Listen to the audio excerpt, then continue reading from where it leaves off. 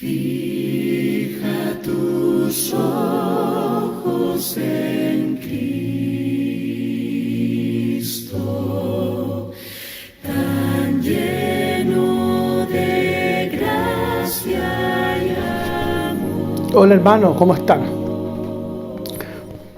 Dios los bendiga. Durante las últimas semanas hemos aprendido en esta serie mensajes de Primera de Pedro que Dios nos ha escogido y que tenemos una esperanza viva, manifestada, ¿no es cierto?, en la herencia eterna que por medio de la fe que tenemos en nuestro Señor Jesucristo hemos recibido. En el día de hoy, Pedro, el apóstol Pedro, a través de su carta, invita a sus lectores primarios y también a nosotros a reflexionar en el aspecto moral, ético, de la esperanza viva que nos ha dado, ¿no? que se les ha predicado, que hemos aprendido, ¿no? y que hemos recibido. La vida cristiana tiene sus demandas éticas, morales, conforme a las enseñanzas del Señor, quien nos ha llamado y al cual también se le ha respondido y debemos responderle en obediencia. Hoy la reflexión nos va a mostrar tres características básicamente de una vida llena de Cristo, y veremos cómo esta enseñanza nos impulsa en el texto a cada una de estas características. ¿Cuáles son estas características que deben haber en todo cristiano para tener una vida llena de Cristo? Así que vamos a estar leyendo el texto de la primera carta de Pedro, capítulo 1 del 13 en adelante.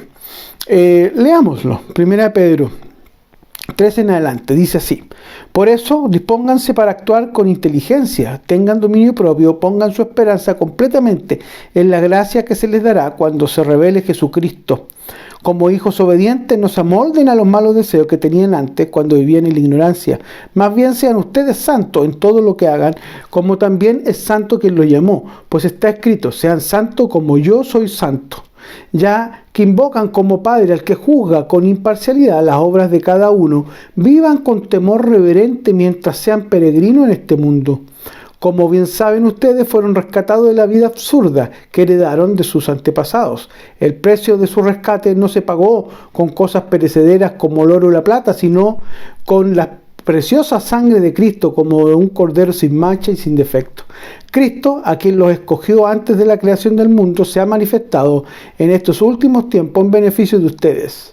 Por medio de él, ustedes creen en Dios, que lo resucitó y glorificó, de modo que su fe y su esperanza están puestas en Dios. Ahora que se han purificado obedeciendo a la verdad y tienen un amor sincero por sus hermanos, ámense de todo corazón los unos con los otros. Vamos a mirar, ¿no? Este texto, esta porción de la palabra nos muestra tres características de una vida llena de Cristo, ¿no? La primera característica que vemos, los versos 14 al 16, nos dice, ¿no?, que la vida llena de Cristo es una vida de obediencia y de santidad. Dice que como hijos obedientes no se amolden a los malos deseos. Al ser escogidos, al ser elegidos, llamados por Dios, no solo es una gran privilegio, es una bendición, sino que también es una gran responsabilidad. El verso 13 que nos dice que debemos disponernos para actuar con inteligencia, que tengan dominio propio, que pongan su esperanza completamente en la gracia de Dios, ¿no? Nos llama el verso 13 a ser sobrios, a tener dominio propio, dice la NBI. Pedro nos habla de una sobriedad mental, espiritual, ¿no?, que incluye los conceptos de la constancia, del dominio propio, de la claridad. El cristiano sobrio tiene sus prioridades en orden y no gasta su energía en las distracciones, ¿no es cierto?, que nos ofrece la sociedad, que nos ofrece el mundo. El verso 15, Dios manda y nos manda a nosotros, ¿no es cierto?, a ser santos. Más bien sean santos ustedes, santos en todo lo que hagan. Dios nos manda, Dios quiere que nosotros seamos santos. Y la pregunta es, ¿cómo? ¿Cómo podemos ser santos? Primero, el texto nos enseña un poco en esto, ¿no? Nos dice que cómo podemos ser santos, primero como hijos obedientes, ¿no? Segundo, dice que no nos conformemos o que no nos amoldemos a las pasiones mundanas que conocíamos antes de ser hijos de Dios, ¿verdad? Tercero, nos dice cómo podemos ser santos, tomando más bien como modelo de la vida santa de aquel que nos llamó, es decir, imitar, ¿no es cierto?, la santidad de nuestro Señor Jesucristo, la santidad de Dios Padre, ¿no? Y cuarto, necesitamos entender que esta separación abarca todos los aspectos de la conducta. El ser santo, el ser apartado, el ser llamado por Dios, no solamente una cosa mental de conocimiento, sino que abarca todos los aspectos de nuestra vida. La vida completa debe ser, ¿no es cierto?, conformada, moldada, transformada a imagen y semejanza de Dios. Un cristiano, en definitiva, es una persona que le pertenece a Dios porque Dios lo ha elegido para una labor en este mundo y para un destino en la eternidad, ¿verdad? Hemos sido elegidos para vivir para Dios en este tiempo y con Él también, y para la eternidad. En el mundo, entonces, nosotros tenemos que obedecer, ¿verdad?, de manera voluntaria lo que el Señor quiere, ¿no? El mundo, la gente que no cree, obedece generalmente sus propias leyes y reproduce su vida y evalúa su vida de acuerdo a sus propios parámetros, ¿no? La santidad, entonces, es la que define en esencia la naturaleza, la conducta de cada uno de los cristianos y que contrastan entonces con el estilo de vida que teníamos antes. No podemos ser los mismos que éramos antes de conocer a nuestro Señor Jesucristo. En los versos 14 y 15 vemos básicamente dos posibilidades de estilo de vida que nosotros tenemos y en nuestra responsabilidad y en nuestra decisión saber cuál tomamos, ¿no? Verso 14 básicamente nos habla de que hay un estilo de vida que es aquella que es gobernada por los mismos deseos que teníamos antes de ser cristianos, y el verso 15 nos dice que hay un estilo de vida que es el estilo de vida de la santidad, que nos transforma en todos los aspectos de la vida, ¿no? Y este segundo estilo de vida, podríamos decirlo así, que dice el verso 15, más bien sean santos ustedes, santos en todo lo que hagan, como también es santo el que los llamó, ¿no? Este es el estilo de vida que nosotros debemos recoger, a pesar de las circunstancias, de las situaciones que estamos viviendo, ¿no? El cristiano debe escoger este segundo estilo de vida que nos habla el verso 15, porque Dios es santo, dice, ¿no? La segunda característica de la vida llena de Cristo nos van a relatar un poco los versos 17 en adelante, ¿no?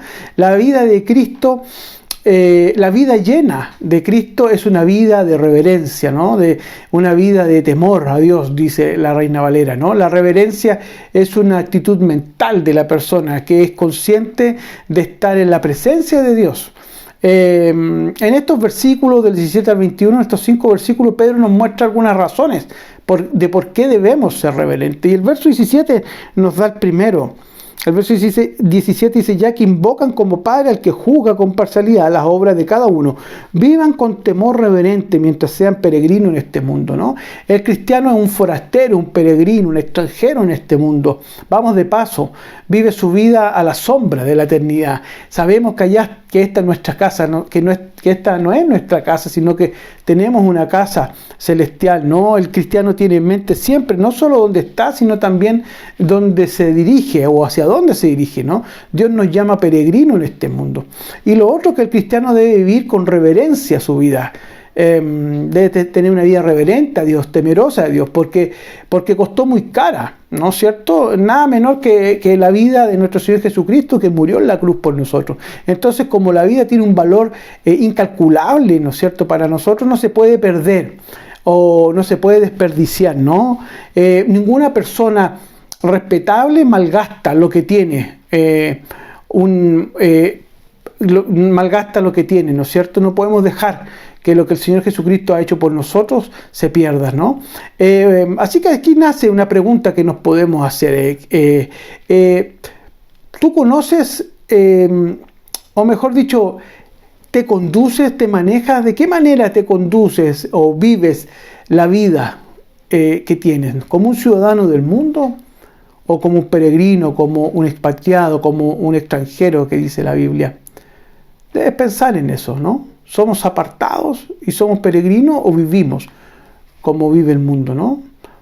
Lo cierto es que en medio de las pruebas que estamos viviendo en estos tiempos, los creyentes que están atribulados necesitan esperanza. No pueden sentir esa esperanza sin tener un optimismo claro, ¿no es cierto? A menos que confíen en la única persona que es inmutable y fiel, que es nuestro Señor Jesucristo. Confiando en Él, entregándonos a Él, apartándonos, santificándonos, ¿no es cierto? Podemos tener optimismo a pesar de las tribulaciones. Y es el mensaje que también Pedro le mandaba a estos primeros hermanos, ¿no? Confiamos en Dios porque Jesucristo nos salvó por su muerte en la cruz, nos rescató del pecado y de la vida inútil que llevábamos. Todo esto es seguro. Es una herencia, ¿no? Eterna, inconmovible, ¿no es cierto? Que no se marchita, nos decían en los primeros versos, ¿no? Y eso ha sido comprobado. Por eso debemos vivir cada día para agradar a nuestro Creador, para honrarlo, para ser reverentes, ser temerosos de Él. Y la tercera característica de la vida llena de Cristo, el texto nos dice que es una vida que vive o que está llena, ¿no es cierto?, de una vida de amor fraternal, ¿no? El verso 22 dice: ahora que se han purificado obedeciendo a la verdad, tienen un amor sincero tengan un amor sincero por su hermano, ámense de corazón los unos a los otros, ¿verdad? Es un llamado el verso 22 a un sincero amor fraternal, sin hipocresía y con fervor desde lo más profundo de nuestro corazón, ¿no? ¿Y cómo puede ser posible eso? La verdad es que no siempre hay una actitud fácil o natural tener este tipo de amor. Por ello que nuestro Señor Jesucristo nos insistía repetidamente que nos amáramos, ¿no? Oren, decía, por el amor a los otros, ¿no? Que se amen uno a los otros, ¿no? Como se ha amado, decía él. Ámense también vosotros los unos a los otros. Y en esto conocerán, dicen Juan, ¿no? Todos los que sois mis discípulos, si tienen amor unos a otros, nos dice Juan 13. Y todo el Nuevo Testamento nos habla de este amor fraternal, sin hipocresía, sincero, ¿no es cierto? Que debemos tener también como para tenerlo como una característica de la vida llena de Cristo. Así que, como elegidos de Dios, compartimos la esperanza viva, ¿no es cierto? Y poseemos la misma naturaleza y el Espíritu Santo que Dios ha puesto en cada uno de nosotros. Y por esa razón hemos de compartir entonces los mismos propósitos y la misma conducta que Dios manda. Debemos tener una vida llena de Cristo, ¿no? Estamos obligados a amarnos mutuamente. Así es.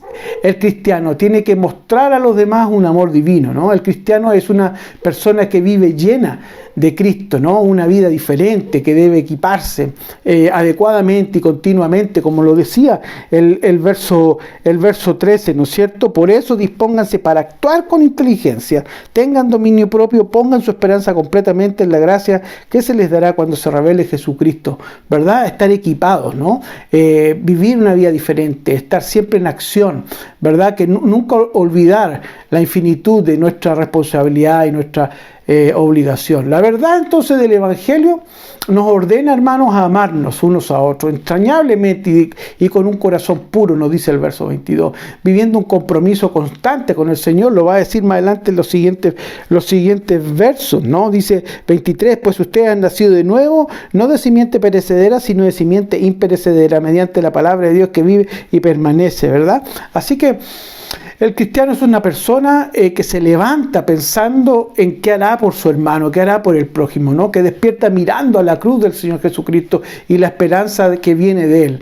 Así que, hermanos, Dios quiere que preparemos nuestra vida en todos sus aspectos para actuar y para que seamos transformados a la imagen de su Hijo Jesucristo. Para lograr esta meta, mientras somos peregrinos, mientras somos extranjeros, ¿verdad?, expatriados en este mundo, la enseñanza de hoy nos anima a llevar una vida llena de Cristo. Y esa vida debe reconocerse, o esa vida tiene tres características, ¿no? Es una vida de obediencia y de santidad. Somos llamados a ser santos y a obedecer voluntariamente a nuestro Señor. Es una vida de reverencia y temor a Dios, ¿verdad? Y también es una vida llena de amor fraternal por nuestros hermanos. Debemos amarnos unos a otros, debemos tener un amor de un corazón puro.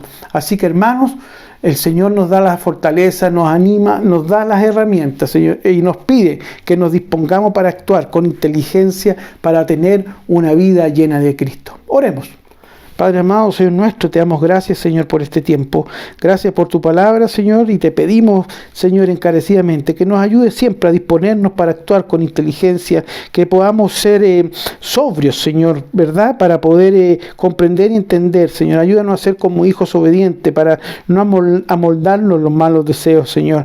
Señor, te pedimos que nos ayude a santificarnos cada día, Señor. Padre querido, te pedimos que nos ayudes también a amarnos, Señor, y a tener un amor sincero por nuestros hermanos. Ayúdanos a amarnos de corazón puro unos a los otros, Señor. Ayúdanos también, Señor, a tener temor de ti, a ser reverentes, Señor, a considerar por qué razón nosotros debemos hacerlo, por la preciosa sangre del Señor Jesucristo, ¿verdad? Que como un cordero sin mancha, Señor, y sin defecto, se entregó por nosotros, Señor.